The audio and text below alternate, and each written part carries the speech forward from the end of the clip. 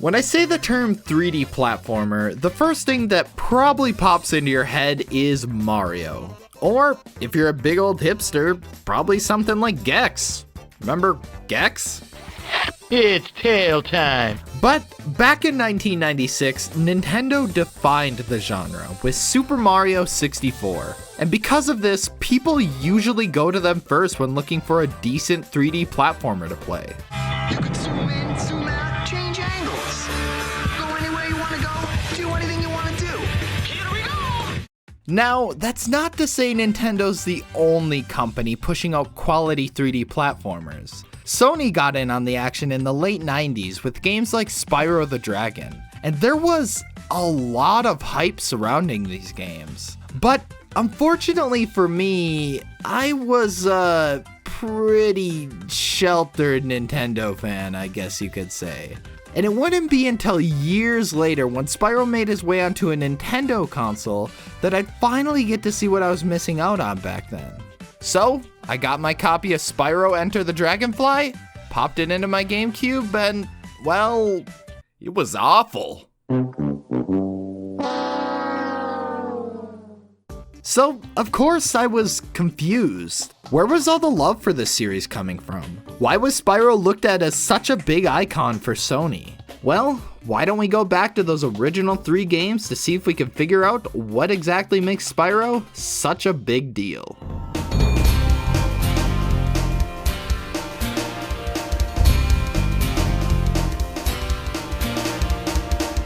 Released in 1998, the original Spyro the Dragon was developed by Insomniac Games, who were attempting to create something that would appeal to a younger demographic. Now, what made Spyro stand out from other games in this genre was the engine it was running on. You see, 3D games at the time were pretty limited, I guess you could say. The technology just wasn't there yet to render these huge open worlds, so developers usually had to utilize clever tricks to hide all the seams, usually in the form of fog. Like the fog is so thick you can cut it with a knife.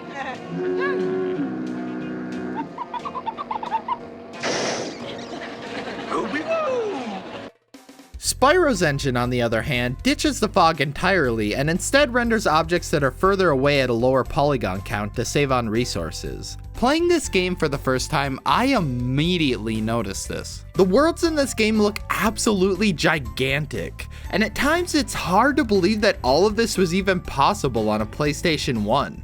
With that being said though, it seems nobody told them that it's not size that matters, but what you do with it. What I mean to say though is while it's very impressive how big they were able to make these worlds, they didn't exactly fill them up with anything substantial. While a game like Super Mario 64 has you throwing a giant bomb off a mountain in one level, and then has you returning a baby penguin back to its mother in another, Spyro has you locating dragons and gems in one level, and then has you do the same exact thing in the next. The only thing this game does to stray away from its usual path is with boss battles, but they're an absolute joke. I mean, look at this guy. He's just running away from me. That's not a boss battle. With that being said though, I don't want to give the impression that I hated this game, since everything else about it feels so ahead of its time, such as the beautiful visuals, enemies that react to Spyro in unique ways, the loading screens that feel like smooth transitions between each area, and the music. Oh baby, the music. This game really does have all the groundwork in place to create an incredible 3D platformer, but just doesn't have much in the way to flesh out the experience. However, we still have 2 more games to cover in this series, so was Insomniac able to expand upon the formula they had with Spyro 1? You bet your ass they were.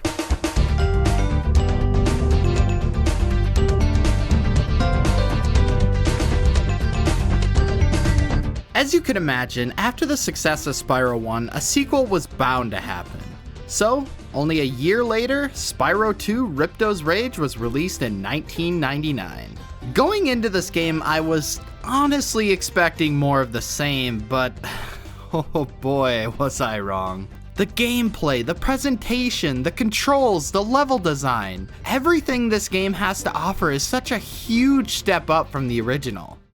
With the first Spyro the Dragon, my biggest complaint was definitely the lack of variety. Thankfully, Spyro 2 adds so much to the series that it's hard to believe it only took Insomniac 1 year to develop.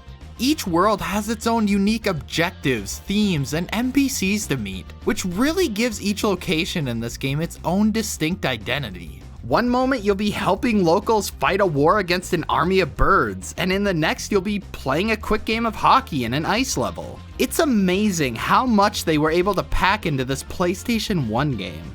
In addition, the game adds new abilities Spyro can learn throughout his adventure, such as being able to swim underwater, or even learning how to climb up certain walls. Giving you new abilities to unlock really helps you feel like you're growing stronger as a player, and allows you to do all sorts of things that never would have been possible in the previous game. I was also extremely surprised by how well the game controls. Spyro just has a sense of flow to his movement that I don't think I've seen in a 3D platformer from this era before. I honestly might even go as far to say that this game controls better than Mario does in Super Mario 64. Yeah, it's that good. Basically, Spyro 2 is what I consider to be a near perfect 3D platformer for its time. Right up there with Banjo-Kazooie and ugh. How'd this get up here? But how does the next game, Spyro Year of the Dragon, compare? Well, honestly, it's just more of Spyro 2, except with the variety dial cranked all the way up to 11. You see, while the second game had a nice blend of unique ideas mixed with some consistency, Spyro 3 aimed to one-up its predecessor in almost every way by cramming in as much content as possible. On paper, this sounds great.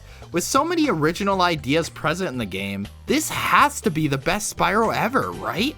Not necessarily. You see, while it's nice to have a vast array of things to do in a game, there has to be a balance of content to avoid certain aspects from feeling shallow in comparison.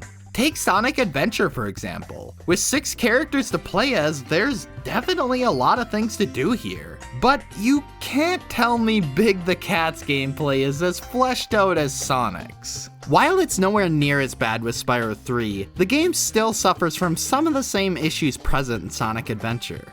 For example, just like with Sonic Adventure, Insomniac added 5 additional characters to play as this time around, such as Sheila the Kangaroo and Bentley the Yeti.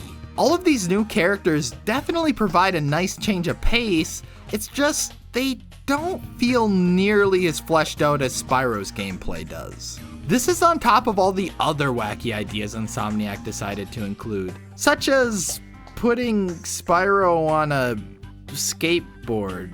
I mean, sure, why not? Everyone else was doing it at the time. But that's all the games from the original Spyro trilogy. After getting the chance to finally try out these games, I have to say I'm extremely impressed by how well these games hold up. Spyro came out at a time when the 3D platformer genre was at the height of its popularity, and due to this, the market was pretty oversaturated. Everyone was trying to cash in on the craze and create the next Mario, but Insomniac didn't set out to make just another Mario. They set out to create something completely unique, and as far as I'm concerned, they succeeded. They were able to craft something that stood out from all the other 3D platformers at the time, and in a way, set new standards for what's to be expected from the genre. These were games that were completely ahead of their time, and over 20 years later, are still able to bring in new fans to this day. They're just timeless. However, after Spyro Year of the Dragon, Insomniac moved on from the series to create something new, and thus, the series was handed off to other developers. But none of these new games even come close to replicating what made the original trilogy so special. And I don't think they ever will. These 3 games are a completely one-of-a-kind experience that definitely deserves every little bit of praise they get.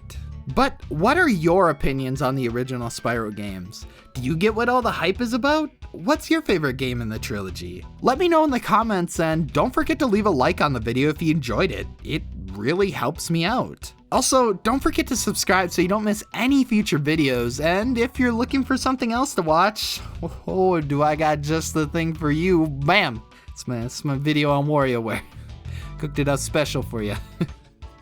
But yeah, I hope you enjoyed the video, and I'll see you all next time. Thanks for watching.